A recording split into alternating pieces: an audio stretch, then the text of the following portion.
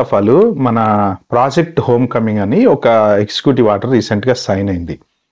అదేంటంటే ఇప్పుడు ఇల్లీగల్గా ఎవరెవరైతే ఉంటున్నారో వాళ్ళందరూ వాలంటరీగా వాళ్ళంతటా వాళ్ళు కనుక వెనక్కి వెళ్ళిపోతే $1000 ఇచ్చి ఫ్లైట్స్ అవి అన్నీ వాళ్ళే దగ్గరుండి చూసుకొని పెళ్లి కొడుకులాగా చక్కగా సాగనంపుతాము అనేసి, అంటే పెళ్లి కూతురులాగా పెళ్లి కొడుకులాగా, అమ్మాయిలైతే అమ్మాయిలు అబ్బాయిలైతే అబ్బాయిలు అనేసి వాళ్ళు చెప్పారనమాట.